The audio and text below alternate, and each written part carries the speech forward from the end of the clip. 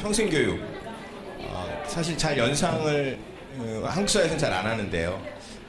역사적으로 학교와 지역의 연계를 할 때 항상 이제 사회교육이라는 영역이 상대로 있었습니다. 근데 이제 지금 마을교육 공동체의 정책 사업이 진행되는 과정에서는 교육청이 중심이 돼서 또 학교가 마을에 말을 거는 이제 이런 방향이 이제 학교에서 마을을 향하고 있습니다. 그래서 마을엔 누구와 말을 걸까 할 때 굉장히 어려움이 있습니다. 그냥 마을이라는 건 굉장히 막연하다고 할까요?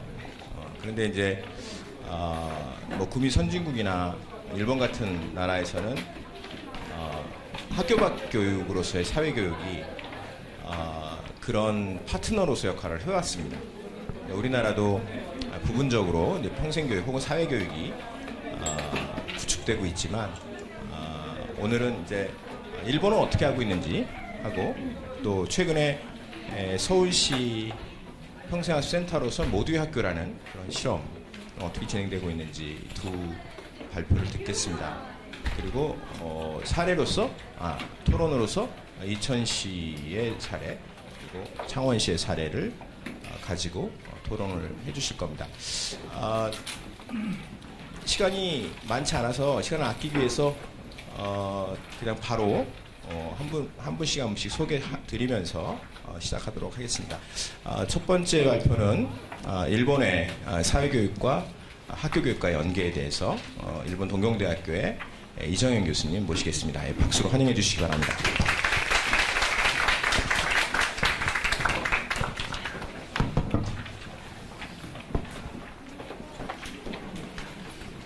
안녕하세요. 동경대학교의 이정현입니다. 반갑습니다. 목소리가 잘 들리나요? 잘 안 들리죠? 저만 들릴까? 나한테만 들리세요? 괜찮습니까? 네.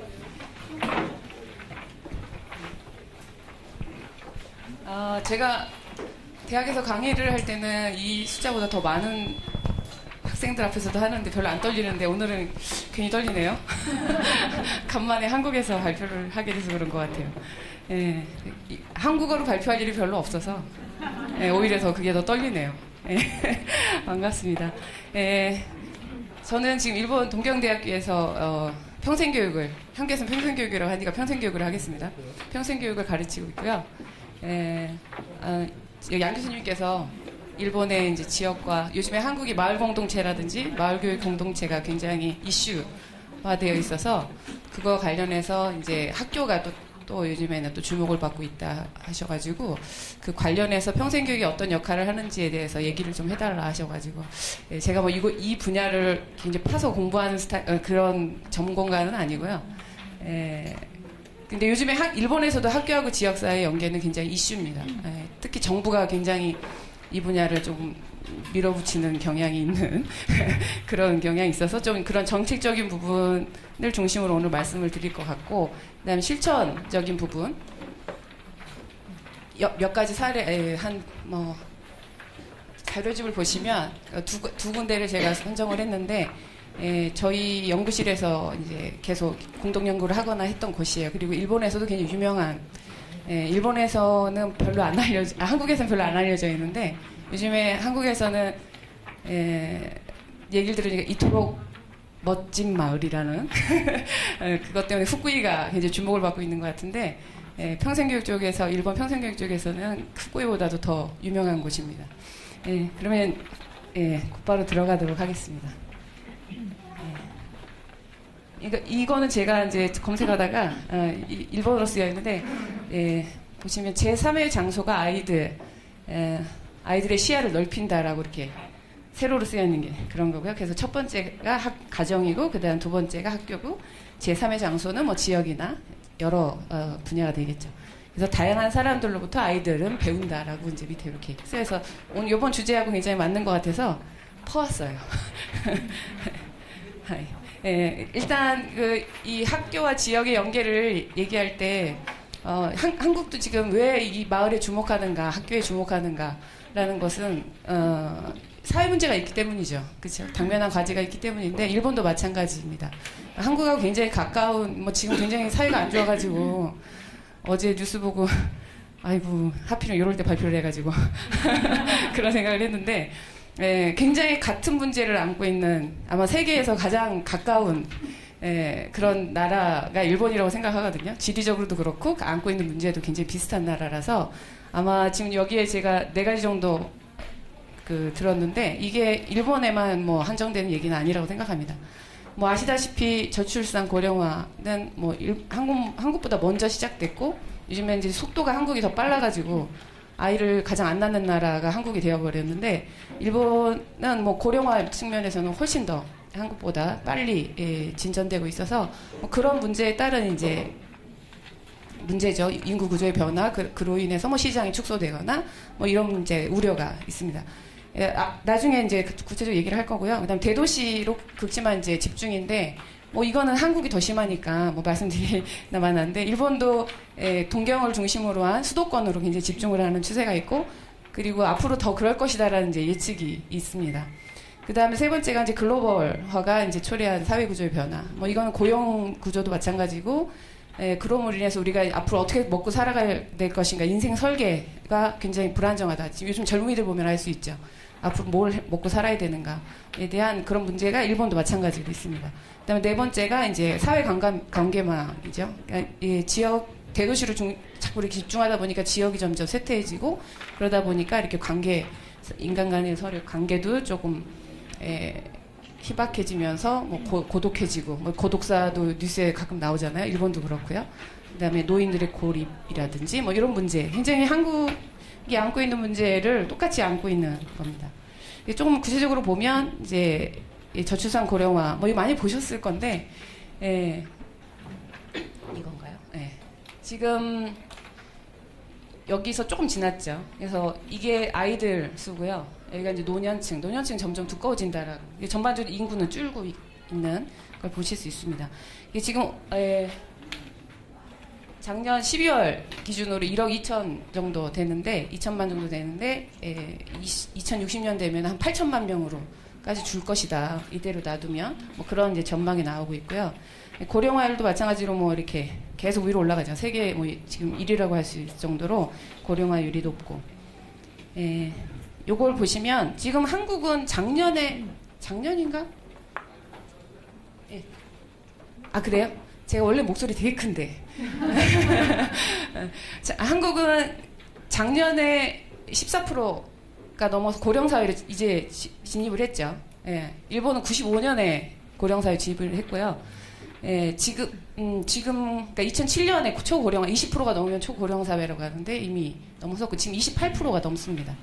굉장히 노인이 많은 나라고요. 그래서 노인 기준을 이제 75세로 올려야 되지 않냐 뭐 이런 얘기가 나오고 있을 정도로 높아요. 지금 28.2%가 됩니다. 75세 이상도 14%. 그러니까 한국의 65세 이상하고 똑같은 거의 비슷한 수치가 일본은 75세 이상이 됩니다. 그리고 아이를 낳지 않는 거죠. 합계 출산율도 마찬가지로 약간 늘었었는데 다시 요 3년 동안에 계속 조금씩 줄고 있습니다. 그래서 한국보다는 많이 높죠. 1.4가 넘으니까 이런 추세고요. 두 번째 이제 대도시로의 극심한 집중이라는 것이 이제 주목을 받기 시작했던 게 이 책이 나오면서인데요. 여기에 지금 제가 사진을 마스다라는 사람이 한국으로 치면 행안부 장관을 했던 사람입니다. 이 사람이 그 장관을 끝내고 나서 뭐 여기저기 뭐 도지사도 하고 뭐 많이 했어요. 근데 일본 창성회의라고 하는 이제 민간 단체 그 회의 단체인데 거의 이쪽에서 나오는 아이디어가 싱크탱크라고 보시면 되는데 민간 단체이긴 하지만 거의 아베 정권의 브레인이라고 보시면 됩니다. 그래서 여기서 아이디어가 나오면 그걸 반영해서 정책을 짜는 그런 중요한 이제 단체인데 거기에 좌장을 맡고 있는 사람이거든요. 근데 이 팀이 조사를 했는데 앞으로 이제 도쿄로 엄청나게 인구가 집중될 것이다. 그리고 고령화가 이제 되면서 특히 노인들이 도시로 집중을 하게 된다는 거죠. 의료라든지 복지라든지 이런 측면 때문에 그렇게 되면 이제 지방에 있는 여성들, 젊은 여성들이 이제 그런 복지 쪽에 일을 해야 되니까 다시 또 도시로 다 빠져나가는 그런 현상이 일어나서 이제 지방에는 사람이 없게 되는 소멸하게 되는, 지방 소멸하게 되는 시대가 올 것이다. 그러니까 이대로 방치하면 큰일 난다라는 거를 2014년에 이 책을 발표하고, 이것이 NHK에 이제 굉장히 그 인기가 많은 그 다큐멘터리 프로가 있는데 거기서 방송이 그대로 됐어요. 그렇게 되면서 엄청 반향을 일으키고 주목을 받게 됐습니다. 이게 이제 뭐 이제 보면은 도쿄하고 오사카하고 나고야 가장 이제 대도시라고 볼 수 있는데요. 이쪽으로 다 이제 인구가 몰리고 지방은 점점점 이제 내려갈 거라는 거죠. 이게 지방권인데 여기 이쪽 이게 이제 기준이니까 0이고 여기 이제 줄어나고 있고 그 줄어난 만큼 이쪽으로 올라가고 있고. 근데 결국에는 계속 이대로 방치하면 오사카나 나고야도 위험하다. 도쿄만 남는다. 그리고 100년 정도 지나면은 도쿄도 없어질 것이다. 뭐 몇 년 후면은 인구가 0명이 된대요. 뭐 그런 얘기도 있어요. 그래서 이제 이 책, 그 아까 얘기했던 지방 소멸이라고 하는 책에서 아까 말씀드렸다시피 노인 인구가 점점 실제로 감소하고 있습니다. 2008년에서 13년 사이에 조사를 해봤더니 전국이 22%가 되는 우리나라 치면 시군구의 노인 인구가 감소한 것이 이제 조사로 밝혀졌고요. 이제 이렇게 되면 점점 이제 젊은이들이 일을 찾아서 도시로 다 같이 빠져나가기 때문에 2040년이 되면 거의 절반에 가까운 지자체에서 젊은 여성들이 이제 감소할 것이다. 그러면 젊은 여성이 빠져나가면 아이도 낳지 못하잖아요. 다들 아기 난 가능성이 있는 분들이 다 나가니까. 이제 그렇게 되면 기존에 이제 한계마을이라는 용어가 있었어요. 이제 점점 인구가 줄면서 우리나라도 마찬가지로 지방 가면 다 할머니 할아버지밖에 안 계시잖아요. 이제 그런 마을들을 한계마을이라고 얘기를 했었는데, 뭐 한계마을을 넘어서서 이제 소멸 마을이라는 말이 이제 그렇게 불러야 되지 않겠느냐라는 이제 얘기가 나오게 됩니다. 이 지도상을 보시면 이제 이렇게 색깔이 진한 빨간색일수록 이제 그럴 가능성이 높은 것이 되는 겁니다. 그다음에 뭐 이거 사회구조 변화 마찬가지로 비정규직이 뭐 늘어나는 건 똑같으니까 뭐 굳이 이렇게 자세하게 설명은 안 드려도 될 것 같고요. 넘어갑니다. 이제 이렇게 이제 비정규직이 늘어나고 생활이 불안정해지면 당연히 가정을 꾸리기가 힘들어지고, 그다음에 사회 격차가 당연히 생기게 되죠. 그렇게 되면서 이제 한국은 노인 빈곤율이 되게 심각한데 일본은 아동 빈곤율이 되게 심각합니다, 지금. 그래서 특히 2012년에 조사를 해봤는데 이때가 이제 16%가 넘어서 6명 중에 1명이 상대적 빈곤을 이제 겪고 있는 거죠, 아이들이. 실제로 학교에서 이제 아침밥 못 먹고 학교 가는 애들이 많고, 밥을 제대로 못 먹는 아이들이 굉장히 많습니다. 근데 그게 왜 그런가 봤더니 역시 이제 가정이 이제 경제적으로 빈곤하고 그 빈곤한 가정들 중에서도 싱글맘이 압도적으로 그 빈곤 가정을 차지하고 있다라는 이제 그런 격차 문제가 이제 있다라는 거죠. 근데 이게 결국에는 그런 자본주의의 이제 폐해이기도 하다는 거죠. 다 영향이 이제 있다라는 이것이 앞으로 더 이제 심각해지기 전에 뭔가 손을 써야 되지 않겠느냐. 그러니까 너무 이제 시장화라든지 이런 거에만 일본 정부도 굉장히 민관화하고 막 이러는 거 굉장히 열을 올렸었는데 그러다 보니까 이런 일들이 자꾸 생기게 되면서 조금은 이제 충격을 받게 되는 거죠. 아시아에서 가장 잘 산다는 일본이 애들이 밥을 굶고 있다니 뭐 이런 충격이 일었던 거죠. 예. 이제 그다음에 사회 관계망의 단절 희박화라는 건데 일본은 제가 보면은 일본은 아직까지는 마을 자체가 굉장히 기능을 하고 있어요. 한국에 비하면. 한국은 어느 순간부터 제가 잘 몰라서 그런지 모르겠는데 저도 시골 출신인데도 반상회를 어머니가 했던 기억이 있어요. 한두 번씩은. 저는 충청남도 홍성 고암리 출신인데요. 근데 어느 순간부터 그런 광경이 없어졌어요. 근데 일본은 아직도 그게 계속 지속이 되고 있거든요. 물론 이제 조금씩 많이 이제 쇠퇴한 지역도 있지만 아직 굉장히 뿌리박고 있고, 자치 조직이 굉장히 힘이 있습니다. 특히 오늘 제가 소개할 지역은 특히나 그런 이 지역 자치 조직이 굉장히 탄탄한 곳이어서, 근데 이게 일본도 조금씩 이제 무너져가고 있는 게 있어요. 그래서 이런 문제. 그다음에 독거노인 문제는 뭐 한국하고 마찬가지이고요. 이렇게 혼자 사는 노인들이 굉장히 많이 늘어나고 있고, 이제 이런 문제들이 쫙 한번 이렇게 봤는데, 이제 말 공동체에 왜 우리가 주목하는가? 이제 한국도 이 말 물론 일본에서 말 공동체란 말을 쓰지는 않습니다. 예, 그냥 뭐 지역이라든지 뭐 이런 말로 쓰는데 공동체라는 말은 약간 좀 일본어로 하면 약간 어감이 이상한 부분이 있어서 잘 안 쓰는데 거의 그래도 지역이란 말을 쓸 때는 거의 똑같은 의미를 쓰니까. 근데 이제 일본도 굉장히 지역을 중시하거든요, 요즘에. 근데 이제 주목한 이유가 왜인가라고 봤을 때 뭐 이런 이제 초고령 사회라든지 인구가 감소하면서 더 이상 이제 복지국가가 아니다. 정부가 다 해줄 수 없다라는 거죠. 이거는 뭐 어쩔 수 없는 문제인 것 같아요. 아무리 이제 뭐 권리를 주장해도 돈이 없는데 어떻게 해요? 이 사람이 주는데. 이제 그렇게 되면서 일본 정부가 글씨가 보이나요? 어떻게 해야 되는가? 적은 돈으로 뭔가 이렇게 효율을 높여야 되기 때문에 그러다 보니까 이제 지역 사람에 관심을 갖기 시작하면서 지금 주요 이제 한국으로 치면 뭐 무슨 부죠? 뭐 행안부라든지 교육부라든지 이 내각부가 지방 창생이라는 말을 이제 꺼내면서 앞으로 이제 지방이다. 지방을 살려야지 나라가 산다. 뭐 이런 식으로 다 지방에 집중을 하고 있어요. 뭐 방제훈련도 마찬가지죠. 그 3.11이 있고 나서 동일본 대진이 있고 나서는 더더욱 서로 이렇게 도와줘야 되는 그런 관계를 만들지 않으면 무슨 일이 닥쳤을 때 헤쳐나갈 수 없다라는 이제 그런 문제가 있고, 총무성, 그다음에 문부성, 그다음에 이건 이제 한국의 뭐 보건복지부 같이 후생노동성도 전부 다 케어라든지 이런 문제도 전부 다 지역 단위로 가장 작은 단위에서 주민들이 자치적으로 할 수 있는 그런 거를 조금씩 이제 강조하는 정책이 계속 나오고 있어요, 최근에. 근데 그거를 제도를 만들어서 이제 밑으로 내려보내면 다 될 것 같잖아요. 안 돼요. 돈이 있을 땐 해요. 마찬가지입니다, 일본도. 한 돈이 이렇게 막 내려오면은 주민들을 동원해가지고 막 하는데 나중에는 이제 조금씩 발을 빼잖아요. 그러면 다들 의존했던 버릇이 있어서 이렇게 유지가 안 되는 거예요. 근데 유일하게 유지되는 곳을 봤더니 자기 자랑 같아가지고 평생 교육이 잘 되어 있는 곳이에요.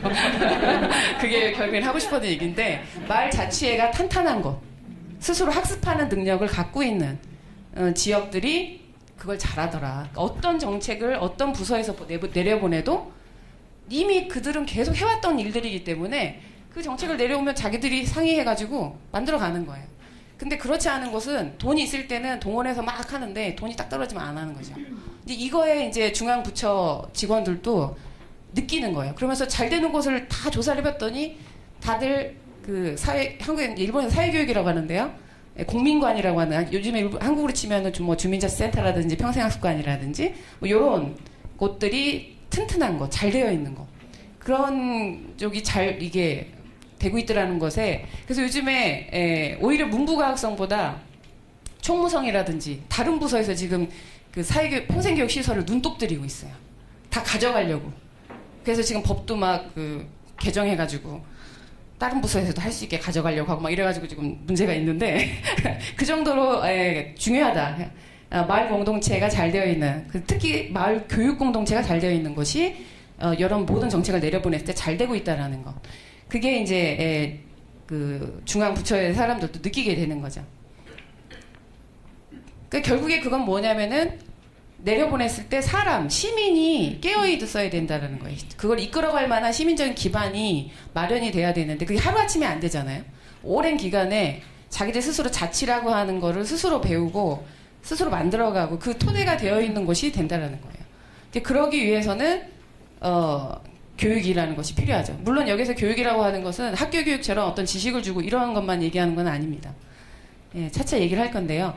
그다음에 이제 마을 만들기라든지 일본에서도 뭐 마치즈쿠리라고 해가지고 마을 만들기 똑같이 쓰는데, 기존에는 일본에서는 이제 주로 마을 만들기를 많이 할 때 주된 그 역할을 했던 곳들이 이제 공민관이 이제 대표적인 사회교육 시설이거든요.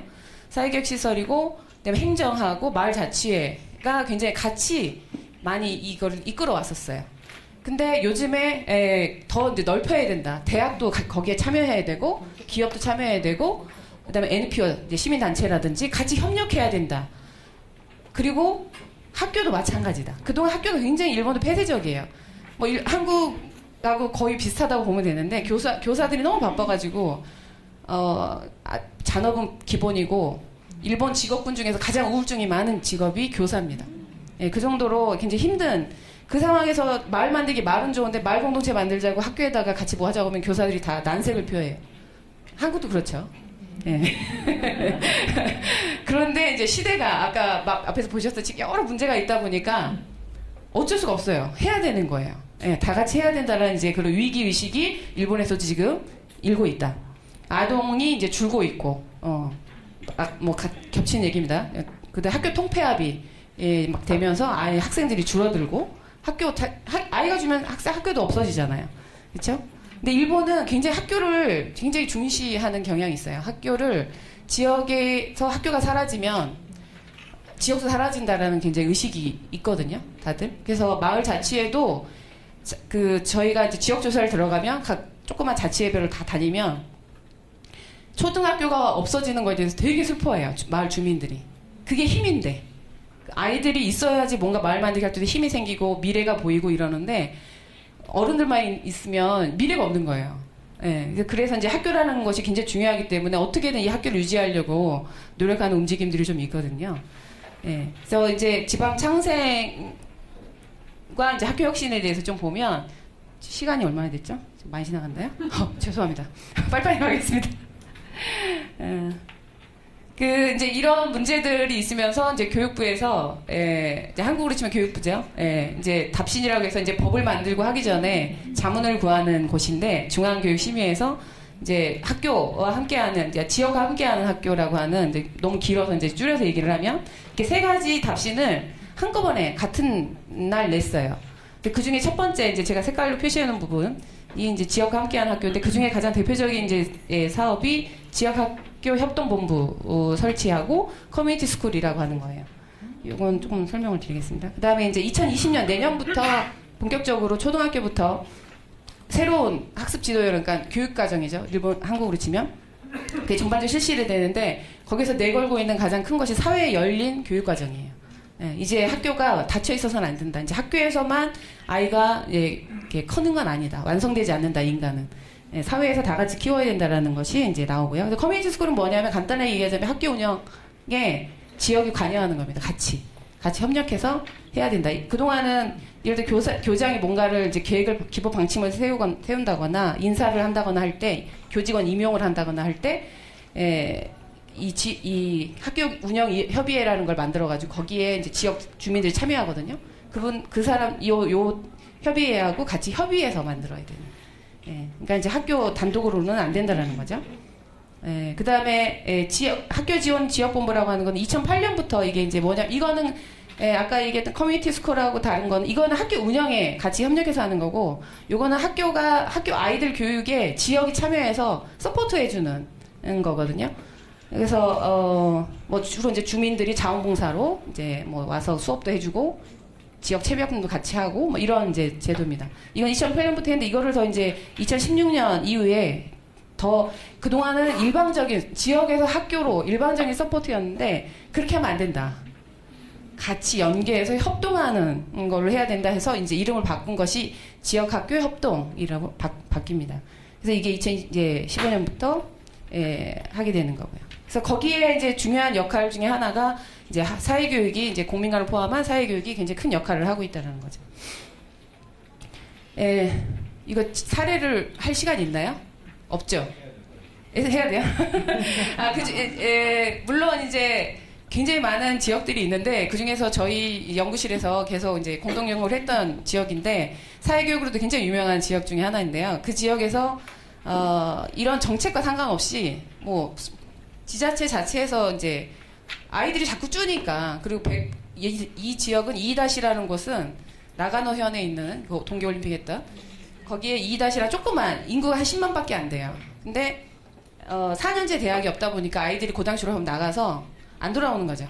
아이들이 점점 줄고 하니까 어떻게 하면 돌아오게 하거나 아니면 남거나, 그러니까 남지 않더라도 언젠가는 돌아올 수 있는, 그러려면은 뭔가 아이들이 지역에 대해서 알고 사랑하는 마음이 있어야 되는데 우리처럼 그렇게 교육을 해가지고는 아이들이 안 돌아오죠. 그래서 지역인 교육이라는 거를 이이다시하고 그다음에 마츠모토라고 하는 대학이 있는데 그 대학과 그다음에 이제 고등학교 하나, 여기는 이제 상업고등학교, 공업고등학교 같이 이제 다 들어가 있는 그런 고등학교인데 거기하고 이제 조인을 해가지고 지역인 교육을 커리큘럼 안에 아예 넣는 겁니다. 그래서 이제 지역을 사랑하는 그다음에 리더가 될 수 있는 아이들을 양성하자.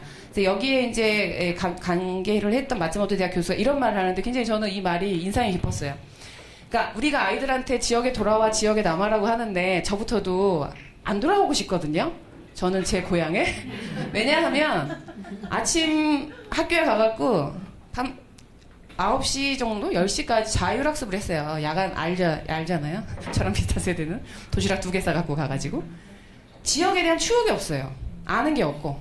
당연히 애착이 안 가죠.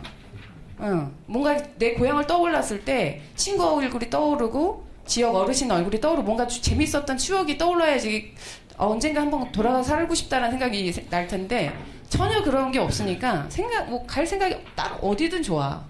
뭐 꼭 고향에 가서 살아야 되나? 뭐 이런 생각이 드는 거예요. 근데 여기서는 이제 같은 맥락이죠. 아이들한테 어려서부터 그런 여러 가지 추억이랑 경험을 많이 관계를 만들어주지 않아 놓고서는 오라고 해도 돌아오지 않는다라는 거죠. 그러니까 이제 뭐냐면 어려서부터 지역에 이 아이가 설 자리를 만들어주고 역할을 주고 그리고 지역 어른들이 자꾸 이렇게 뭔가를 그 아이한테 기대를 하고 하면 그 아이가 애착을 저절로 갖게 된다는 거죠. 그런 생활 속에서 자라다 보면 이제 그런 교육을 학교에서 해야 된다.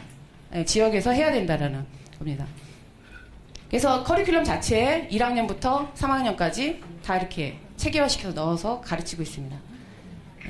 이런 식으로. 그래서 이제 이거를 할 때 마츠모토 대학이 이제 전문적인 관점에서 어드바이스를 하고 학교에서 이제 고등학교에서 하는데 오사이메 고등학교라는 것을 하는데 여기에 이 공민관에 한국으로 치면 평생학습관이라든지 이런 사회교육 시설인데요. 여기에 전문 직원이 있습니다.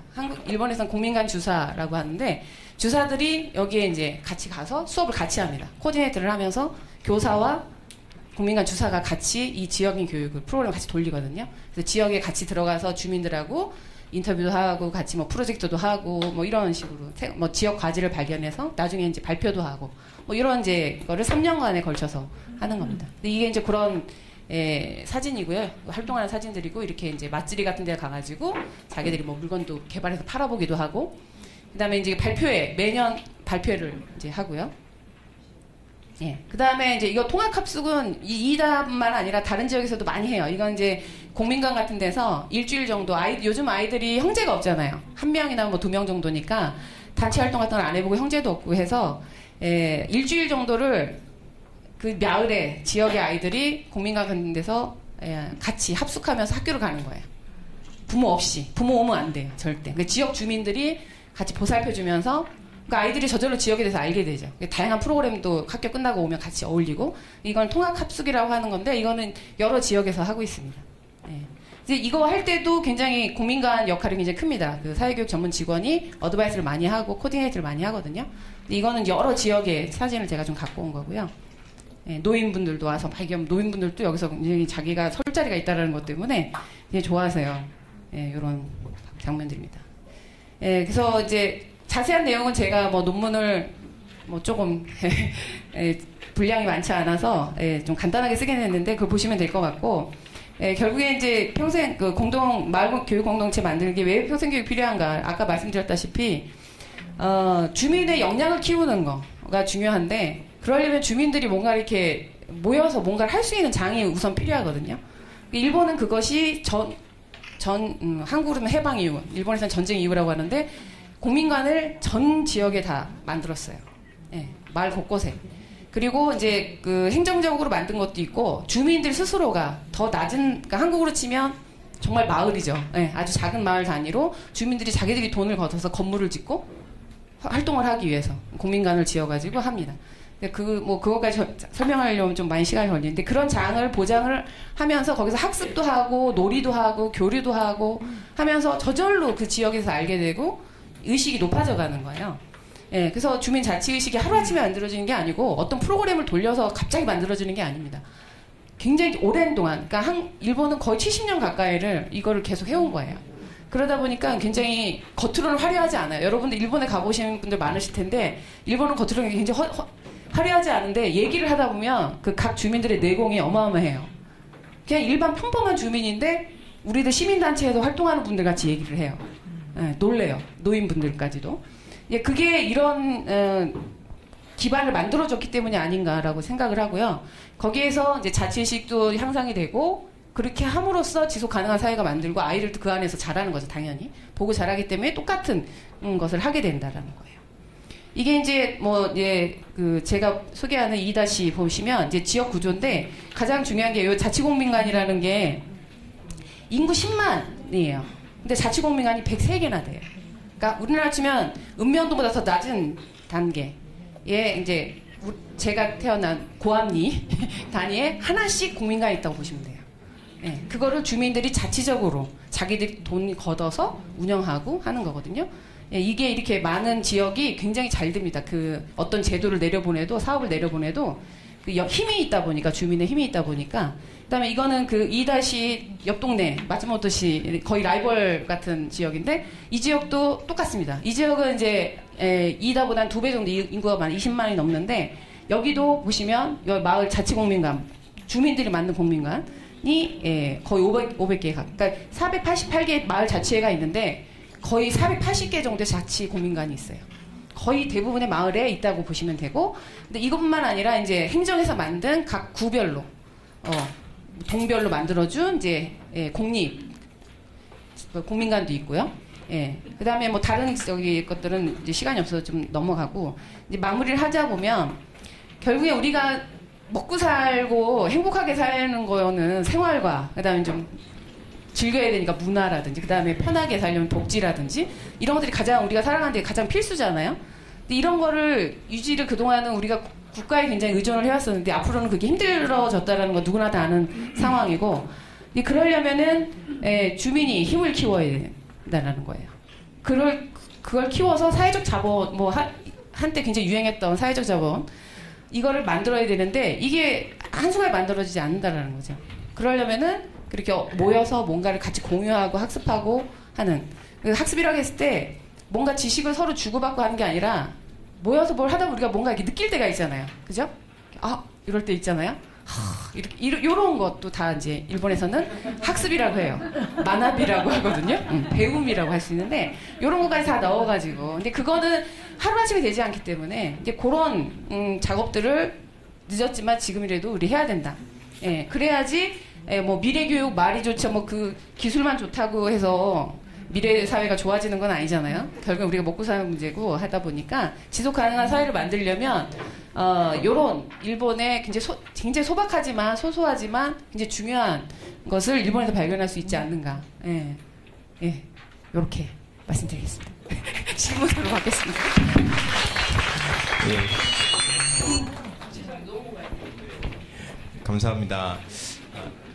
일본의 현실과 우리 현실이 굉장히 다르죠. 이제 학교는 지금 무턱대고 마을교육 공동체를 하라고 사업이 내려오고 있는데 누구하고 얘기해야 될까 이런 고민들을 하실 텐데, 우리도 지역의 어떤 거점을 고민하는 것, 그리고 지역의 교사와 협력할 전문가가 필요하다는 것. 우리나라에서 이제 일본의 공민관 주사 같은 사람들을 평생교육사라고 부르고, 이제 오늘 한 분 오셨습니다. 두 분 오셨군요. 네. 이제 이정현 교수님 감사드리고요. 질문은 이제 한꺼번에 받도록 하겠습니다. 두 번째 세션은 이제 한국의 서울평생교육진흥원 모두의 학교팀의 팀장으로 일하고 계시는 김혜영 선생님의 모두의 학교 실천에 대해서 소개 듣도록 하겠습니다. 박수를 맞아주시죠.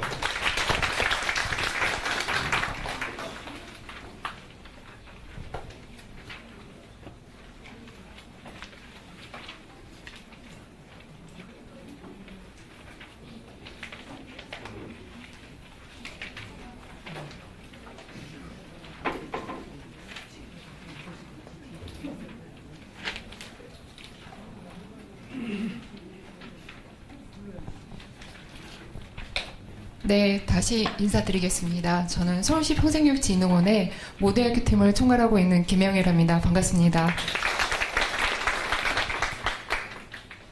아마 저희 설명서에 나갈 때는 학교와 지역사회 연계를 위한 평생교육 기관 활용 방안으로 나갔을 거예요. 근데 이제 양미자 교수님이 저한테 갑자기 토론이었다가 이렇게 발제로 바뀌었다고 연락을 주시는 바람에 공식적으로 말씀드리면 한국에서 제가 모두학교 사례를 가지고 이런 학술대회나 포럼을 발표한 경우는 오산이 처음입니다. 여러분들은 어떻게 보면 모대학교가 지금 전국에서 제가 어제 저희 신임 원장님 보고자를 만들 때 아까 카운팅을 했는데 저희 모대학교가 1년 조금 넘었는데 300여 개 기관이 저희를 벤치마킹하러 왔더라고요. 그리고 1000명이 다녀가셨더라고요. 1000명이 넘었긴 했는데 그래서 1년밖에 안 됐는데 그렇게 왜 찾아오실까? 그리고 무엇 때문에 찾아오실까? 사실 고민하고 있는 와중에 이제 최근에 이런 발표 요청이 굉장히 많았었는데 지난 1월 달에 제가 일본의 한일 하술교류회 때 후쿠오카에서 저희 모대학교가 만들어진 과정과 관련된 그 지역사회 협치 모델로 제가 발표한 바 있습니다. 그리고 공교롭게도 한국에서는 여기가 처음입니다. 네, 여러분들 앞에서 모대학교 사례를 공유할 수 있어서 저는 기쁜데요. 오늘 가져온 사례는 이 주제에 맞춰서 학교와 지역사회 연계 관련돼 가지고 모대학교가 했던 활동 하나 사례를 가지고만 발표하도록 하겠습니다. 아주 심플하게 사실 글은 저는 썼습니다. 그런데 조금 더 분석적으로 보고 싶어서 어떤 모델을 대비해서 저희 사례를 좀 분석한 거고요. 그걸 토대로 해서 제가 제안하고 싶은 거는 하나의 학교와 지역사회를 연계하는 모델로서 모대학교가 가질 수 있는 시사점이 무엇일까를 좀 여러분한테 제안하고 싶은 걸로 마무리하겠습니다. 아마 저희 서론 시작할 때 아마 좀 특이했을 거예요. 모대학교 장면이 제가 어떤 시간 기점을 해가지고 5월 30일 목요일 상황이 한 2시 50분 무렵의 상황을 실질적인 상황입니다. 그때 모대학교에서 뭐가 열리고 있는지 어떤 사람이 오가고 있는지 그때 그 사진을 제가 찍었다면 좋았겠지만 그 사진이 없어서 지금 이거는 정확하게 오늘 날짜에 작년 오늘 날짜에 찍힌 사진입니다. 네, 제가 찾았더니 있더라고요. 그래서 그 당시 여기 보시면 잘 보이지는 이게 좀 해상도가 조금 떨어져서 잘 안 보이는데 위에는 아이들이 있고요. 여기에는 뭐 어른들, 안에는 또 어르신들이 그래서 모대학교는 아마 여러분들이 학교에는 학령인구 세대들만 가는 곳 아닐까? 아까 이정현 박사님께서 교수님께서 팀으로서 학교라는 이야기를 했는데 사실 모대학교를 운영하고 있는 팀은 서울시 진흥원의 모대학교 팀이거든요. 그래서 또 어떻게 보니까 또 그 말이 오버랩 되면서 여기에 이 팀이 저희는 굉장히 많은 여러 세대들이 모여있는 팀이 모대학교를 활용하고 잘 놀고 있다 그런 생각이 듭니다. 그래서 이 모대학교를 조금은 그래도 여러분들이 아마 처음 들어온 분도 꽤 많으실 것 같아서 간단하게 소개를 하고 오늘 본론의 이야기를 하자면 저희가 학교라는 이름을 가지고 있어서 두 가지 오해를 받습니다. 하나는 교육청 시설이냐 그리고 정규학교의 어떤 코스를 담당하고 있느냐 그리고 장애인 시설인지 아는 분도 있어요. 약간은 용어가 이제 그런 소외계층을 포괄하고 있다고 생각하는 거인 것 같아요. 그리고 이게 소재지가 금천구에 있습니다. 서울시에서는 한 기퉁이에 있습니다. 그래서 약간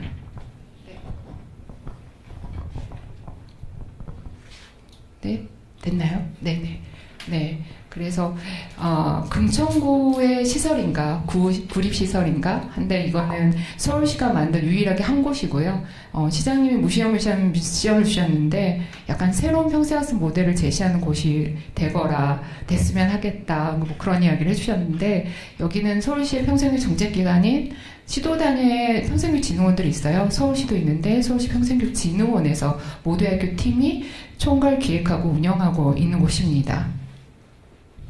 네, 그리고 특이한 거는 이 공간이 아이러니하게도 45년 동안 중학교 교정으로 썼던 공간이에요. 대림여중에서 출발해서 2016년 3월까지 하늘중학교였고요.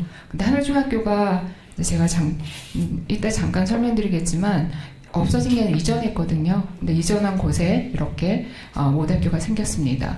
그러니까 모대학교를 가장 설명을 잘할 수 있는 단어가 무엇일까 제가 생각해 봤어요. 많은 자료가 있지만 딱 이 한마디인 것 같더라고요. 모대학교의 모든 사업들이나 프로젝트들이 이 정신을 기초로 해서 만들어집니다. 그래서 예를 들면 모대학교는 강의형이 없는데 왜 그런가요? 저희가 생각하는 이 두 가지 신조 때문인 것 같습니다. 나와 우리를 새롭게 배우는 새로 배움터이자 평등한 관계에서 서로 함께 배우는 서로 배움터. 그러니까 그래서 모대학교의 특이한 현상은 클래스에 들어가 보면 누가 선생님인지 알아채기가 참 쉽지 않습니다. 그런 상황들을 펼치고, 그리고 모대학교 프로그램을 보면 다들 사람들이 약간 새로운 것 같다고 이야기해요. 근데 유사하기도 하거든요. 뭐가 새롭다고 할까? 그거는 저희가 사업을 기획할 때 가지고 있는 저희 스태프들의 기조이기도 합니다. 그리고 특징을 제가 한 두 가지 정도, 모대학교가 다른 데랑 정말 차별화된 포인트는 무엇이었을까? 그러니까 두 가지가 있더라고요. 출발점 가정이 달라요, 저희는. 기존의 평생학습센터들이나 학교나 보면 교사나 교수님, 강사, 때로는 교과서에 의해서 당사자의 학습이, 특히 학생들의 학습이 설계된다고 생각을 하잖아요. 근데 저희는 출발 과정이 그렇지 않습니다. 이 말은 제가 한 말은 아니고요. 여러 인류학자, 사회학자들이 한 영어로 이런 용어들을 쓴 말이 있어요. 환경이 인간의 학습을 설계하는 것이 전문가가 의해서 인간을 학습하게 만드는 건 아니더라. 우리도 그렇잖아요. 어떤 상황 때문에 내가 어쩔 수 없이 이걸 배워야 되고, 어떤 상황을 해결하기 위해서 뭔가를 찾고 하잖아요. 그 과정이 학습이 아니면 무엇이겠습니까? 그래서 저희가 생각하는 출발점은 누구나 배움을 스스로 설계할 수 있다는 가능성에서 출발하고요. 그렇다면 이 가능성에서 출발한다면 어쩌면 시민이 기존의 평생 수혜자만 되는 공공의 섹터들의 서비스가 있었기 때문에 어쩌면 한 번도 학습의 주체자가 되는 기회와 경험이 없지 않았을까? 그래서 우리는 이런 것들을 제공하는 그런 플랫폼이 되고자 했습니다. 그게 하나의 특징이고요. 두 번째는 참 이 용어를 이제 서울시 유관기관에서 많이 씁니다. 네, 여성가족대는 저희 거 따가지고 거기 여성 자아를 돕는 실험실 그렇게 잡더라고요. 그래서 저희가 평생학습 일종의 실험실입니다. 보통은 정책연구소는 있잖아요. 근데 우리가 뭔가 실천을 이룰 때 굉장히 정책 보고서는 잘 나옵니다. 근데 구현하는 상황을 보면 제가 이제 현장에서 저도 연구자였기 때문에 이 진흥공에 오고 나서 모대학교 프로젝트를 하면서 제가 느낀 거지만 정말 매뉴얼이 배포된다고 되는 게 아니에요. 상황이 다르고요. 그랬을 때 그런 것들의 하우에 대한 게 구체성이, 과정이나 그런 것들이 누군가가 다양하게 실험해보지 않는다면 굉장히 좋은 정책에서 실패할 확률이 높다는 경험을 많이 하고 있습니다. 그래서 모대학교는 이런 실험실로서 다양한 것들을 구현해보는 연구를 하기로 했습니다. 일종의 시민이 서로 배움, 새로 배움의 주인공이 되는 실험과 개발이라고 할 수 있겠습니다. 네, 여기 좀 작아서 저희가 폰트가 좀 깨져서요. 네, 잘 안 보일 것 같은데 아무튼 저희가 이런 식의 실험들을 어떤 프로그램과 시민학교를 스타트업 시킨다거나 그런 실험들을 하고 있습니다. 네, 이제 제가 본격적으로 이 연구를 이 발표를 하게 됐던 프레임을 좀 정말 왜 1년 조금 넘은 모대학교의 이 경험을 공유해야 될까, 좀 내 나름대로 좀 배경과 목적을 좀 생각을 해봤는데요.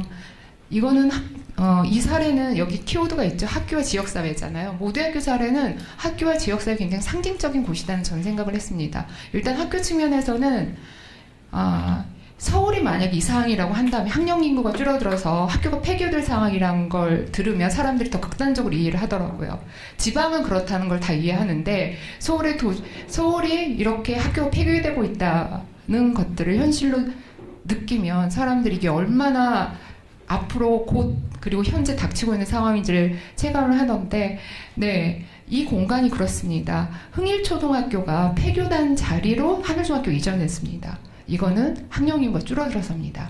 금천구 지역의 학령인구가 줄어들어서 한 초등학교가 폐교가 결정이 됩니다. 그리고 2016년도에 그 옆에 신흥초등학교 통폐합이 되고 그 흥일초등학교 자리로 중학교가 이전하면서 나온 유휴시설을 서울시에서 헐지 않고 그 공간을 리모델링해서 모대학교를 만든 것입니다. 그리고 또 하나는 아까 제가 이제 일본에서 발표했던 사례이기도 한데요. 모대학교 이 건물을 보통은 건물 리모델링이나 건물은 서울시도 공모를 해서 전문 건축사무소에서 도면을 만듭니다. 근데 이 건물은 특이하게 이 도면을 시민들과 주민참여 워크숍을 통해서 완전히 다 바꿨습니다. 그러니까 이 공간 인테리어도 지금도 여전히 바뀌고 있는데요. 아이들의 공감 탐험대라는 프로젝트를 통해서 바뀌고 있고요. 이 도면도 주민참여 워크숍을 통해서 완전히 변화됐습니다. 사실 지역사회 협치 성공 모델로 그래서 2007년도에 서울시 협치 백서에 실리기도 했습니다. 그러니까 굉장히 이걸로도 유명해서 저희가 벤치마킹도 많이 오기도 합니다. 네, 이런 두 가지 키워드에 우리 이번 주제의 학교와 지역사회란 키워드에 이 모대학교가 출발점 자체 역사는 짧지만 의미가 있는 거 아니겠느냐 하는 생각을 하고 출발을 했고요. 특히 이제 모대학교는 여기 학교가 대상으로 하는 10대만을 주로 뭐 10대만 있는 건 아니지만 10대를 주 대상으로 하는 정규 학교의 아이들을 포함해서 전 세대 시민들을 위해 이제 서비스하는 공간이고 특히나 수혜자에서 배움의 주체자가 되는 기회와 경험을 제공하는 프로젝트를 하고 있는데 여기 저희가 몇 가지 예를 들어봤는데 저희 프로젝트들이 어느 하나가 치중됐다기보다 전 세대가 진짜 옵니다. 그래서 다들 벤치마킹 오신 분들이 깜짝 놀라세요. 모대학교는 진짜 전 세대가 다니네요. 그런 이야기를 합니다. 네. 그리고 저희가 이제 포커스를 맞춘 주제는 모대학교에서 이런 실험과 개발과 관련된 모든 프로젝트를 다 예를 들 수는 없고 특히 정규 학교와 연관되어 있는 여기서 말한 학교는 저희가 정규 학교를 생각을 하니까 정규 학교와 연관되는 지역사회 연계 사례 프로젝트로 상징적인 주인공 학교 사례에 포커스를 맞춰서 분석하고 이 사례를 분석하고 학교와 지역사회의 연계 조직으로서 저희 모두의 학교를 하나 예를 들어서 어떤 역할과 기능을 할 수 있을지를 말씀드리고자 합니다.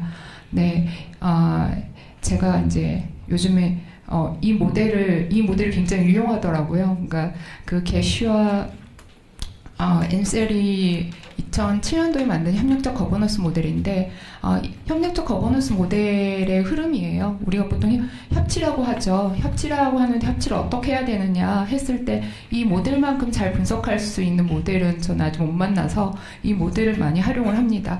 이 모델을 근거해서 저희 주인공학교 프로젝트를 한번 분석해 보았습니다. 왜냐하면 이 모델이 보통은 연계협력이라는 연계 키워드를 우리는 기존의 네트워크 모델을 가지고 많이 분석을 했었어요. 근데 그거는 그 과정에 대한 긴밀한 협력관계 내용을 잘 분석이 안 보이더라고요. 구조는 볼 수 있지만 그래서 그 과정들을 조금 더 분석하기에 이 모델이 적절한 것 같아서 이 모델을 활용을 했습니다. 네. 그 전에 이제 주인공 학교가 뭔가, 과연 모대학교는 뭔지도 잘 몰랐는데 또 여기 이 안에 또 주인공 학교가 있다니 그런 생각을 하실 것 같아서 이 주인공 학교에 대해서 소개를 하면 일종의 프로그램입니다. 저희가 이제 모대학교 인근의 학교, 정규 학교들과 함께 특히 10대들이 모여있는 중학교, 고등학교와 함께 그들의 수업의 사회적 체험 활동이나 자유학년제 수업, 그 다음에 전환기 수업 관련돼가지고 그들이 자신의 삶을 모색할 수 있는 진로 탐색할 수 있는 프로그램을 저희가 하나 기획한 게 있는데 그걸 총칭해서 저희는 주인공 학교라고 합니다. 네, 이거의 취지는 저희가 아까 전 세대를 저희가 대상으로 하고 싶다고 그랬잖아요. 기존에 성인만 치중되어 있었잖아요. 평생학습 기관들이. 근데 전 세대를 하는데 모대학교가 이제 뭐 홍보를 잘 하고 타겟팅해서 프로그램 개설하면 어린아이들도 오고 어르신들도 오고 다 오실 것 같아요. 근데 못 오는 층이 있더라고요. 저도 중학교, 고등학교 학부모인데 여건을 잘 알거든요. 네, 그 친구들이 실제로 오려면 우리 학교를 찾아가는 방법밖에 없더라고요. 그래서 저희가 시작했던 거고요. 또 하나는 제가 학부모로서 느끼는 고민이었어요. 저희 아이가 다니는 학교가 자유학기제 시범학교였어요, 심지어. 근데 제가 느꼈던 불만은 원래 보고서는 그러지 않았을 텐데 아쉬운 거는 직업 체험, 직업 설명 그런 수업이라는 생각이 들었습니다. 원래 취지는 그게 아니었을 텐데 왜 그랬을까 했는데 그건 하우의 문제였다는 생각을 저희가 했었고 이거 역시 우리가 터치를 해봐야 된다고 생각을 했고 그거에 출발을 했습니다. 그래서 아이들이 인생에 마주하게 될 선택의 순간에 자신의 삶을 스스로 이끌 힘을 길렀으면 좋겠다. 이 프로젝트를 통해서 그렇게 시작을 했고요. 여기 사진을 굉장히 작아가 잘 안 보이는데 여기 보면 선생님들이 모대학교 오는 날만 애들이 너무 신나는데 아침부터 기분이 다르다고 이야기를 해요. 그러니까 그 정도로 여기 표정도 굉장히 그런 게 다 드러나 있습니다. 저희가 지금 좀 여기 제가 자료에 많이 넣었던 자료는 작년 9.1 고등학교 1학년 2학기 전체 1학년들 대상으로 했거든요. 거기에 이제 창접 체험활동 수업을 아예 저희가 했습니다. 저희가 기획하고 운영해서 그 수업을 토대로 해서 사례를 했는데요. 그때하고 지금 2019년도 현재 5월까지 지금 하고 있는 인근의 5개 학교랑 지금 현재는 학대에서 연결하고 있는데 그 프로젝트를 사례를 보고 있습니다. 네, 이제 그 사례 하나하나를 그 거버넌스 모델에 근거해서 차근차근 설명을 드리면 이 협력 거버넌스가 형성됐던 연계 협력사업이 추진됐던 상황을 먼저 좀 설명을 드릴게요. 저희가 2018년도 3월달에 오픈했습니다. 작년 3월에.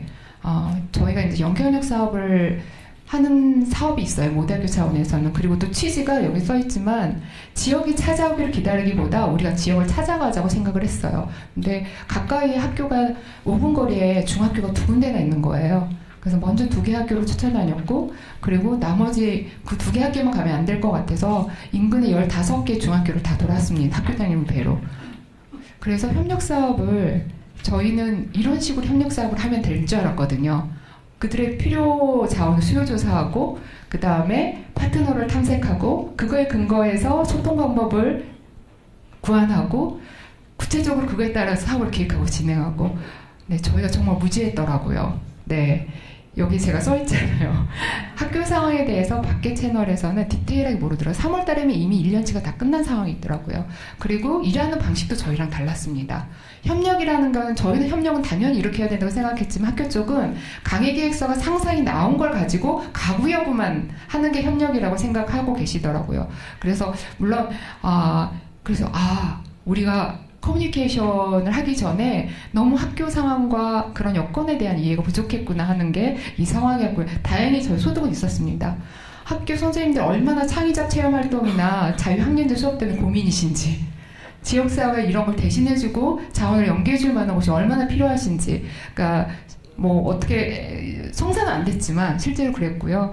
네, 근데 우연찮게도 이렇게 작년에 하반기 추진할 수 있었던 거는 9.19 여기 사례 좀 제가 예를 들어 썼지만 9.1고등학교의 학교장님과 선생님들이 대단했어요.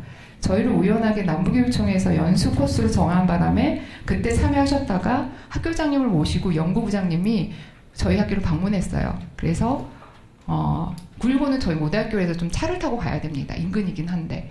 그런데도 불구하고 이런 프로젝트를 저희가 해보고 싶었는데 올해 저희 실수로 너무 늦게 찾아와서 못했다 하니까 기꺼이 하반기 수업을 여기 보시면 이제 여기 좀 잘 안 보여서 저희 페이지에 보시면 그 상세하게 나와 있습니다. 그 표로 되어 있는 거 보면 네, 그런 내용들을 토대로 해서 좀 보시면 될 것 같고요. 여기 보시면 핵심은 협력 네트워크 방식이 굉장히 특이하다는 걸 보실 수 있을 거예요. 저희 공식화된 채널도 했지만 애초에 처음에 프로세스를 할 때 모대학교는 이런 식으로 일을 하는데요. 협력 방식에 대해서 좀 과정마다 수시 회의와 정기적인 회의에 대해서 합의해 주시면 저희가 한번 같이 해보겠습니다. 근데 뭔가 계획서를 하나 가지고 와서 그대로 추진합시다 하면 저희는 못할 것 같습니다. 그래서 사전에 이거에 대해서 9.1고등학교에서 오케이를 해주셨어요. 그리고 여기 나오지만 굉장히 결과 공유나 여기 중간에 화면도 나오지만 이 과정에서의 결과 공유도 우리가 반드시 같이 하자는 이야기까지 충분히 협의된 상태에서 이 제도가 설계됐고요. 추진이 됐습니다. 네, 그 협력 과정을 핵심적으로 내용을 과정을 보면 이렇게 요약할 수 있을 것 같아요. 저희가 어떻게 이 연계가 이루어졌는지 일단은 면대면 대화가 출발점이었고요. 그러니까 무조건 면대면 대화가 중요한 것 같더라고요. 공식화된 이메일이나 소통보다는. 그리고 저희 20회 이상씩 면대면 회의를 했더라고요. 횟수를 세보니까. 사실 그거보다는 저희 담당 더 많다고 해요. 그리고 그걸 통해서 저희가 지속적인 만남을 통해 신뢰가 형성이 됐고요. 그리고 그 과정에 담당자 그리고 학생들 모든 스태프들이 몰입을 하더라고요. 학생들도 사실은 저희 요구조사라든지 그거 학생들한테 다 와닿기 때문에 많이 참여를 했습니다. 그리고 이걸 통해서 저희들이 하나된 이해관계가 존재했고요. 네. 시간이 얼마 안 남았다 해서 빨리 끝내려고 막 넘겼더니 네, 그리고 나서 이제 저희가 이 프로젝트에서 학생들 입장에서 요구조사, 교사와 협력관계 속에서 과정이 모두 다 디테일하게 공유되다 보니까 이들 사이에 거부는 굉장히 강화되는 특징이 있었어요. 그리고 또 하나는 마지막에 결론적으로는 작은 성공이라고 했지만 학생들의 만족도가 극단적으로 확 매번 할 때마다 정말 달랐어요. 그래서 제가 다 다 넣을 수는 없어서 몇 개만 발제해서 제가 넣었는데요. 학생들이 진짜 이거 수업했다고 자신의 사람 되돌아볼 수 있겠어? 저희도 그렇게 생각을 했거든요. 이게 장기적이어야 되는데 근데 의외로 되더라고요. 학생들이 다른, 그러면 저희도 실제로 놀랐던 프로젝트입니다. 그리고 협력 추진 체계, 이 협력 과정의 가장 중요한 핵심을 또 좌우하는 게 리더십이라고 해요. 그 게시라 안쉘 모델에서는. 근데 저희는 보니까 리더십이라는 게 외곽에서 존재를 했더라고요. 거기 학교장도 그렇고 저도 사실은 그 구조 쪽에서는 합의한 다음에 빠져 있었고 담당자들 사이에서 의사결정과 소통이 진행되게 했습니다. 그 구조가 특징적이라고 할 수 있겠습니다. 이제 마지막 정리를 하자면 제가 이제 이 내용들 좀 분석하다 보니까 학교와 지역사회 연계기관의 요건이 이런 걸 수도 있겠구나 하는 생각을 했습니다. 정리해보면 협력기관 간 소통의 방식 지속적이고 굉장히 상호회의적이다. 그리고 두 번째, 기획 방식이 공급자 방식이 되면 안 되겠구나. 수요자 중심이어야 돼. 그 수요자는 당사자일 수도 있지만 관계자일 수도 있다는 거죠. 또 세 번째, 협력 과정에서 누구나 다 아는 내용이세요. 만나야 된다. 근데 실제로 그렇더라. 그런 이제 과정들이 있었고요. 그리고 특히나 저희가 이거를 과정 설계라는 방식을 쓴 건데요. 보통 우리가 뭔가를 설계할 때 처음에 서두에 다 설계를 합니다. 근데 저희는 과정에 계속 설계 방식을 수정을 했거든요. 그러니까 모든 학교의 특징적인 교육 설계 방식이에요. 저희는 한 번 설계되고 중간에 설계를 또 수정하기도 하거든요. 그리고 네 번째는 지역사회 자원을 잘 이해하고 학교 학생 요구를 토대로 해서 프로그램을 설계할 수 있는 전문가였어요. 저희 스태프들이 여기 써있지만 가장 많이 스트레스 받는 게 본인들은 이분들 강사를 섭외하는 게 아니거든요. 그러니까 늘 같이 기획해야 되는 상황이 있으니까 지역사회 자원이나 그런 인프라에 대해서 굉장히 열려 있어야 돼요. 그리고 요구 기반의 설계에 대해서 익숙하지 않은 사람은 저희 조직에서 굉장히 살아남기 힘들어요. 물론 그런 친구들도 있지만 여전히 이제 그 부분에 도전을 받고 있습니다. 그래서 요약하자면 저희가 그냥 느낀 거는 만약에 이런 협력 사업을 성공하고 싶다면 뭐가 필요하겠느냐 했을 때 하나는 연계 협력 사업의 추진 방식을 좀 연구할 필요가 있다. 그거는 우리가 어떤 다양한 지역사회 자원이나 학생을 포함해서 이해관계자가 정보원으로서 하나 수렴되는 구조라든가 그 다음에 이런 조직 구성을 추진할 수 있는 시스템이 마련되어 있어야 된다는 거죠. 저희 모대학교는 스텝이 그렇게 일할 수 있게 구조를 만들었다는 게 핵심이었지 이게 한 명에 의해서만 추진된다고 한다면 이 체제는 이루어지기 힘들 것 같습니다. 그래서 좀 소소하지만 여러 학교의 지역사회 연계 중간조직 모델이 있는 걸로 알고 있습니다. 기존의 교육지원청이 전통적으로 그 역할을 했었고요. 그러나 이 모두학교처럼 평생교육 기관이 그 역할을 한다면 이 세 가지 포인트가 아닐까 싶어요. 지역사회 다양한 주체와 연계 협력하는 역할, 그 다음에 전 세대 지역사회 구성원의 그런 지원할 수 있는 체제 속에서 하나의 대상으로 학교를 보는 거, 그리고 세 번째는 단순하게 교육 프로그램을 개발하고 제공하는 차원을 넘어서 이 관계자들과 이런 방법론을 연구하고 연수까지 제공할 수 있어야 되지 않을까 합니다. 네, 오늘 발표는 여기서 마무리하겠습니다. 감사합니다. 네, 감사합니다. 더 듣고 싶으시죠? 네. 일본 사례도 그러셨을 텐데요. 나중에 더 시간을 내야 될 것 같아요. 네, 지금 저희가 1시간 15분에 이렇게 꾸겨 넣어가지고 이 정말 중요한 사례들을 이렇게 듣고 있습니다. 게다가 오전에 또 저희 시간이 계속 밀려가지고 5분 늦게 시작했고요. 끝나는 건 똑같이 해달라고 주최 측에서 그러는데 그냥 제 임의로 그냥 2시 50분까지 하려고 합니다. 대부분은 이제 다음 세션에도 여기 계실 분들이 많으실 것 같아서 10분만 쉬는 걸로 할 거고요. 지금 이제 모두학교 같은 경우는 실험입니다. 사실은 일본은 시스템이고요.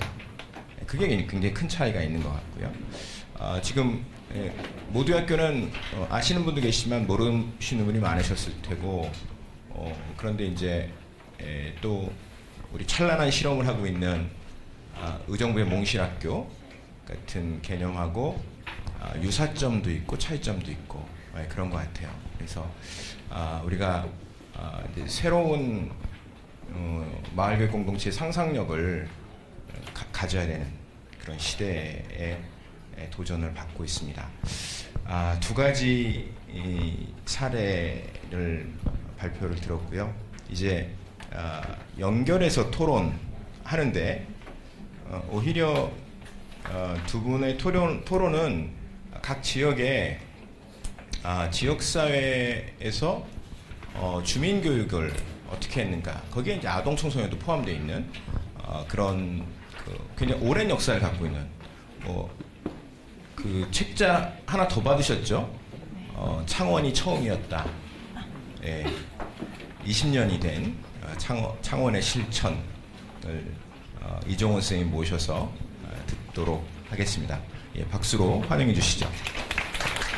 네, 반갑습니다. 경남정보사회연구소 소장 이종훈이라고 합니다. 제가 이렇게 토론 자료를 따로 이렇게 제출하지 않아가지고 매번 어디를 갈 때마다 드는 부분이 25년에 대한 부분을 10분에 다 이야기하기는 정말 힘들거든요. 그래서 오늘 여기 몇 분 정도 오시는지 여쭤보니까 80분 정도 오신다 그래가지고 제가 책을 딱 80권을 들고 왔거든요. 그래서 그보다 더 많으셔가지고 책이 좀 부족한데 양해를 바라고요. 요거는 2005년도 정도 사진일 겁니다. 봉곡 사회교육센터. 사회교육센터. 우리 양병장 교수님 굉장히 좋아하시는 용어인데, 저 때는 평생 사회교육센터였습니다. 그리고 저 사회교육센터 건물은, 사회교육센터를 위해서 만든 건물이 아닙니다. 창원이 고향인 사람들이 공단이 되면서 이주했던 동네에 저렇게 건물을 지어준 거죠. 근데 저 건물이 놀고 있으니까 저희 단체가 이런 공간이 비어있구나. 그래서 여기서 마을 학교를 하자, 도서관을 만들자 해가지고 사회교육센터라는 명칭을 얻게 된 거고, 제가 사회교육센터, 평생교육센터, 평생학습센터, 마을 도서관, 작은 도서관을 용어가 막 섞일 건데 그게 다 그냥 같은 거라고 생각하시면 됩니다. 그리고 제가 2005년도, 6년도, 7년도까지만 제가 사서분들 그리고 평생교사분들 말 만들기 이런 공간에서 이야기를 하면은 저 사람이 도대체 무슨 이야기를 하는 거야 라고 이야기를 하시더라고요. 그런데 2010년 이후로 해가지고 좀 시대가 많이 바뀌었고, 그래서 마을 도서관을 이야기하더라도 평생교육 이야기하고 좀 복합적으로 요즘 같은 더 앉아 이렇게 열리기 때문에 제가 이야기하기는 훨씬 더 좋습니다. 요거는 지금 창원시에 있는 창원시가 재정을 지원하는 도서관 평생학습센터 숫자입니다. 62개거든요. 근데 위에서 의창구, 성산구는 창원시가 2010년에 통합을 했습니다. 2010년 통합을 했는데 통합 당시에 109만이었고 지금 현재 105만입니다. 그래서 3개 시를 통합을 했거든요. 대한민국이 하나뿐입니다. 그래서 원래 의창구하고 성산구가 기존의 창원입니다. 그래서 보시게 되면은 평생학습센터가 의창구에 15개, 공립작은도서관이 5개가 20개가 있고, 성산구에 평생학습센터가 11개, 공립작은도서관 7개 가지고 17개가 있죠. 그죠? 그래서 37개가 있습니다. 절반이 넘죠. 그리고 나머지 부분은 굉장히 적게 있거든요. 그래서 원래 창원을 중심으로 했고 그 뒤에는 저 정책이 제대로 안 됐기 때문에 그냥 자연 발생적으로 그냥 불어난 숫자라고 보시면 됩니다. 그래서 제가 이야기할 부분은 의창구와 성산구 사례라고 보시도 좋습니다.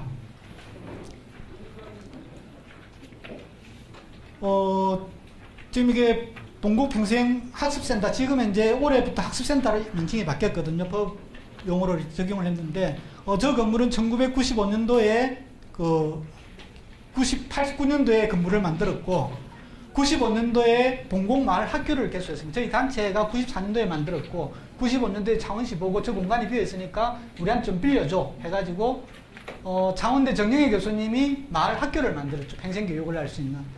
그래서 95년 저 공간에서 종이접기 이런 걸 막 했습니다. 아이들하고 같이 이렇게 마을 프로그램 진행하고, 그 다음에 96년도부터 창원시로부터 저 건물을 저희들이 위탁을 받게 됩니다. 95년도에 지방선거가 있어가지고 그때 무소속 시장님이 되고 저희들이 제안했던 정책이 창원시에 수용되면서 96년부터 위탁을 하게 되는 거죠. 그리고 96년도에 마을 도서관을 개관하게 되고 98년도에 막 복합적으로 불리던 말을 사회교육센터라고 하자 해가지고 사회교육센터라는 명칭을 98년도에 얻게 되고 창원시의 그 용역계약서의 사회교육센터가 됩니다. 그리고 2010년도 통합이 되면서 요렇게 되고 요렇게 된 거거든요. 그러니까 요 과정이 있다라는 겁니다. 뭐 설립비행은 한번 보시면 될 거고 책 안에 잘 나와 있습니다. 오늘 제가 이야기 드릴 부분은 이게 95년도에 나온 부분인데 마을도서관에서 자료정보 도서관의 역할, 사회교육, 문화예술 이거 역할들을 해야 된다라고 저희들은 규정을 했습니다. 그것이 연구소 혼자 하는 것이 아니고 행정과 지역사회와 함께 해야 된다라는 저희들이 나름대로 95년도에 그렸던 그림이고요. 이거는 97년도에 제가 한글에서 그린 그림입니다. 그래서 마을도서관에서는 무엇을 하느냐? 교육공동체를 하자. 정보공동체를 하자, 문화공동체를 하자, 자치공동체를 하자. 그러면은 건강한 마을 공동체가 되지 않겠느냐. 그래서 저런 내용들을 도서관에 담아야 되고 주민들과 함께 해야 된다는 부분을 정리를 한 거죠. 그래서 이 부분은 민간 협력 사업으로 그리고 시민사회단체 혼자 할 수 없기 때문에 저희들은 사례를 만들면 이걸 정책하는 것을 저희들이 염두에 뒀습니다. 그래서 시의 행정의 사례로 만들고 그 다음 조례를 만들고 법 제도까지 만드는 그래서 작은 도서관 지금 지원 조례가 만들어져 있죠. 그런 저희들이 입법 활동까지 이제 그렇게 마무리를 합니다. 뭐 요거는 역할이니까 그냥 보시면 되고요. 요 통틀어 가지고 제가 이야기 드리고 싶은 부분들은 아까 서울 모두의 학교에서 했지만 수요자들 주민들이 어떤 욕구를 가지냐에 따른 부분들을 가지고 프로그램을 만들고 거기에 따라서 내용들을 만듭니다. 그리고 오늘 오전에 다 했을 때 아줌마가 문제라고 얘기했다 아닙니까? 아줌마가 버글버글 하거든요. 그래서 저희들은 아줌마들이 가지는 욕구를 가지고 프로그램을 만들고 그분들을 교육합니다. 지역사회에서. 그리고 이분들이 교육을 하고 나면은 지역사회에서 함께 활동을 합니다. 이분들이 마을 학교도 만들고 아이들을 가르치기도 하고. 그래서 그런 선순환 구조를 만드는 거죠. 여기 동아구연 하시는 분들인데 자녀 욕구에 해가지고 동아구연을 배우기 시작한 거죠. 자녀를 데리고 와가지고. 그러면서 여기에 빠지게 되고 직접 이제 이런 활동을 다 스스로 하는 과정들입니다. 그래서 요 동까지 하는 이런 과정들을 겪었고요. 다른 부분들도 마찬가지입니다. 그래서 결국은 조직을 만들고 그 조직이 스스로 활동할 수 있게끔 만들어 나가는 것. 창원전 마을 강사의 양성을 해가지고 이분들이 생태학습을 아이들하고 같이 동네 산에서 이렇게 숲에서 진행하는 이런 과정들을 가지게 되고요. 그리고 저 과정을 거쳤던 분들이 지금 무엇을 하느냐. 마을 도서관에서 일을 하시거나 그리고 자녀들이 크고 나서 자기 제2의 인생을 찾아가시거나 공부를 더 해가지고 대학 강단에 쓰는 분도 계시고 시민사회단체 활동가가 되어 분도 계시고 또 전문직으로 가지고 계신 분도 다양하게 활동을 하고 있습니다. 저희 단체가 처음 만들 때 일본의 공민관 사례 그리고 지역사회에서 그 민간 도서원 사례 그 다음에 미국의 커뮤니티 사례 요 부분들을 가지고 만들었었고 지역사회에 있는 다양한 영역의 분들이 함께가 조직을 만들었습니다. 그래서 96년도 7년도 때는 저희들이 요강원 시립대 사사키 치료 교수님하고 연계가 되어가지고 일본 공민관에 저희 실무자들이 연수도 갔었습니다. 팽생학습사하고 사서분들이 그때 가서 느꼈던 부분들이 일본에 갔을 때 왜 전부 다 노인들에 대한 프로그램밖에 없을까? 우리는 아이들도 많고 주부들도 많은데 좀 안 맞다는 느낌들이 많았거든요. 그런데 지금은 이제 그 고민을 지금 저희들이 하고 있습니다. 20년이 지나고 나니까. 근데 아마 수도권은 지금 현재 그런 고민들이 들지는 않을 겁니다. 그런데 머지않아서 수도권도 지금 현재는 주부들이 많고 아이들도 많고 이렇게 하지만은 머지않아 어르신들에 대한 그런 부분들이 좀 필요하지 않을까 그런 생각을 하고요. 그래서 앞선 이렇게 사례들에서 조금 그런 부분들을 염두에 두고 거쳤던 시행착오는 좀 안 거쳐갔으면 좋겠다라는 생각입니다. 좀 계속 시간적 압박을 하고 있는데 지금 창원 같은 경우 새로운 도전을 맡고 있습니다. 여기 도교육청에서 장사님 와 계신데 창원에서 지금 이제 행복교육지구 사업을 경남도에 8개가 하고 있지만 창원은 아직 안 하고 있거든요. 그래서 창원에서 그런 지구 사업을 어떻게 할 것인가. 그래서 지금 경남은 교육청 주도로 하고 있습니다. 그래서 시하고 어떻게 할 것인가. 그래서 제가 지금 드리는 부분들은 창원에 있는 평생학습센터가 기반시설이 잘 됐으니까 이것과 같이 연계해서 하자라는 게 이제 제안을 드리는 거고, 그 다음에 창원시가 한 10몇 년 동안 정책이 없었습니다. 그러니까 지금 현재는 굉장히 간 거죠. 그래서 새 판을 짜고 있습니다. 작년에 나름대로 좀 선거가 이렇게 돼가지고 평생학습과를 일단 부활을 시켰습니다. 그리고 지금 민주시민교육 같은 경우도 시민사회주의 진행을 하고 있고, 그 다음에 지속가능 발전 교육도 진행을 하고 있고, 생활문화예술 교육 이런 것도 진행하고 있기 때문에 그런 부분들을 다 담아내는 방식으로서 이제 평생학습센터를 좀 만들어가면 좋지 않겠느냐고 하는 게 지금 이제 저희들이 좀 꿈꾸고 있는 부분입니다. 이상입니다. 예, 전혀 다른 세상 얘기 같죠. 예, 분명히 이제 지역은 지역의 고유의 시스템을 만들 그런 권한도 있고요. 그런 책무가 있는 거죠. 우리 지금 상태 그대로 놓고 간다는 건 현실적으로 어려운 얘기고요. 지금 창원 같은 경우는 평생교육사라는 전문가 그리고 사서 전문가가 여기에 한 명씩 배치되어 있는 상황이고요. 이천시로 넘어갔습니다. 지금 시간이 없어서 이천시는 주민자치센터는 다 주민자치 학습센터로 바꿔서 거기에 다 평생교육사를 배치하고 10여 년이 지났습니다. 이 상태에서 어떤 변화가 있었는지 좀 들어보겠습니다. 예, 윤유진 선생님 모시겠습니다. 네, 안녕하세요. 이천시에서 온 윤진희입니다. 앞에 토론자분들이 말씀하신 것을 저는 주민자치 학습센터라는 평생학습 기관으로서 또 지역의 전문가는 지역의 평생교육사로서 풀어낸 것을 말씀드리도록 하겠습니다. 네. 그래서 제목을 학교와 지역사의 연계, 평생교육사가 그 중심에 서다라는 제목으로 이제 토론을 풀어내고요. 순서는 이와 같고요. 중요한 거는 저희는 주민자치 학습센터입니다. 그냥 센터가 아니고 학습센터고요. 15개가 배치되어 있는데요.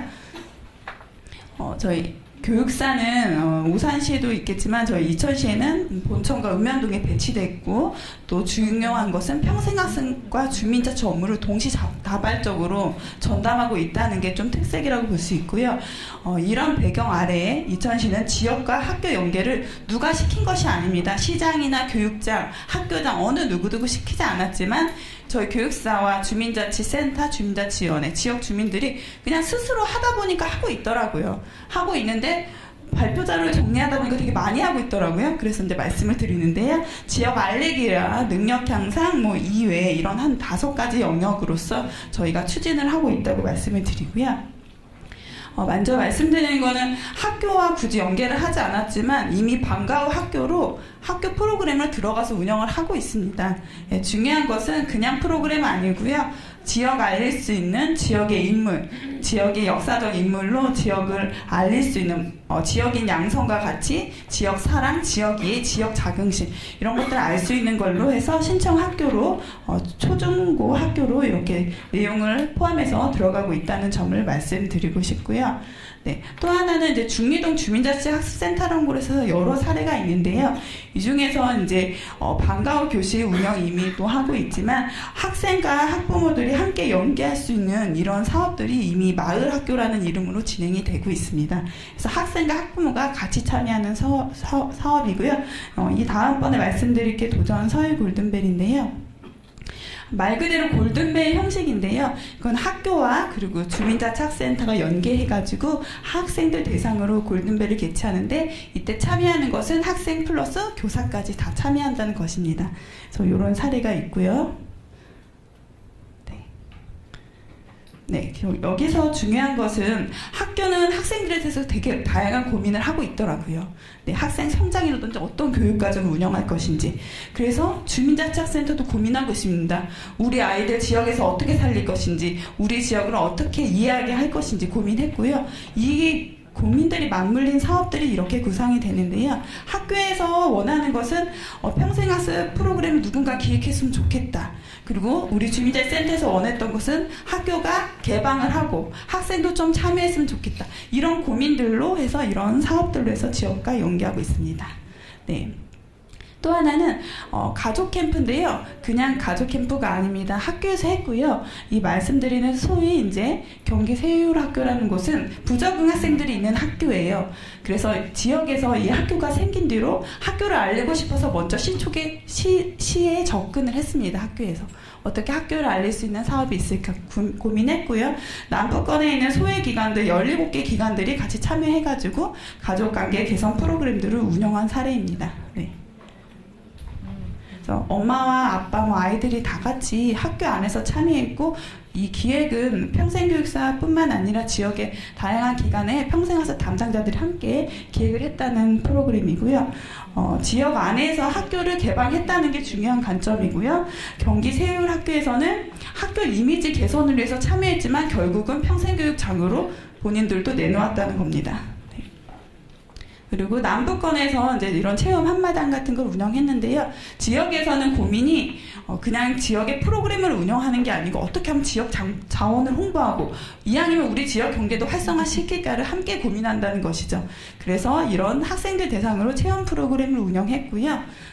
그래서 지역의 기업이라든지 지역의 체험마을들을 학생들을 끌어들여서 함께 체험할 수 있도록 했고 할 때 이런 참여기관들이 주민자치센터 중심으로 해서 학교라든지 교회, 아동센터가 함께 공동으로 기획했다는 점을 사례를 말씀드립니다. 네, 마지막으로 또 초등학교 교과 경연대회를 말씀드리면요. 학교에서도 학교의 교과가 너무 딱딱한 이미지를 어떻게 고민을 하고 있었는데요. 지역에서 풀어냈습니다. 지역에서 학생과 교사, 학부모가 다 같이 참여해서 초등학교를 교과를 좀 살리고 지역에 보일 수 있는 기회가 없을까 고민한 끝에 저희 주민자치 평생학습 축제에 교과를 리메이크해서 선보이는 이런 또 사례가 있었습니다. 네. 말씀드리고자 하는 점은 이겁니다. 이천시도 그렇지만 다른 도시도 이렇게 풀어가야 될 것 같습니다. 앞으로는 더 소번역별로 해서 읍면동별로 작은 하나의 평생학습 도시를 운영하셔야 될 것 같고요. 그리고 지역의 평생학습 네트워크 구심체는 다름 아닌 주민자치학습센터입니다. 이 주민자치학습센터가 중심이 되어서 또 주요 중심이 될 학교까지 끌어들여서 같이 우리 지역 안에서 우리 아이들을 어떻게 성장시킬 것인가 함께 고민하시고 그래서 아이뿐만 아니라 어른도 모두 다 함께 할 수 있는 이런 프로그램이 진행되어야 하고요. 이럴 땐 전문 인력, 즉 평생교육사 배치가 가장 중요하다는 것을 말씀드리고 이런 평생교육사 같은 전문 인력과 지역의 주민자치센터가 있을 경우에는 시스템화되어 있기 때문에 시장이 바뀌건 군수가 바뀌건 계속 유지될 수 있을 것 같습니다. 그래서 이렇게 마무리를 하도록 하겠습니다. 감사합니다. 예, 네 분 발표와 토론을 들었습니다. 네 개의 사례를 제가 들은 거죠. 이제 질문도 받고 토론도 하고 싶어서 이렇게 준비했으나 그럴 시간은 없는 것 같고요. 제가 뭐 시간 관리를 잘못한 것도 있지만 워낙 그 좋은 사례들을 저희가 충분히 듣는 게 더 중요했다고 생각했습니다. 저한테 나중에 질문을 메일로 해주시면 제가 연결을 시켜드리겠습니다. 학교는 지금 지역에서 굉장히 고립되어 있죠. 그리고 이제서 이제 지역과 함께라고 했을 때 그 방향 혹은 누구와 연결할 것인가 이런 고민이 우리에게 좀 필요합니다. 그래서 지역의 시스템을 좀 지역답게 만드는 그런 노력들이 좀 필요하다고 생각됩니다. 질문을 못 받게 된 상황이라는 것 때문에 제가 마무리를 참 하기가 어렵네요. 네. 지금 네 분 다 다음 세션에도 계실 거니까 다음 세션에 혹시 김용현 교수님께서 잘 운영해 주시면 질문을 같이 받을 수 있도록 하겠습니다. 여러분 수고 많이 하셨고요. 감사합니다. 다음 세션은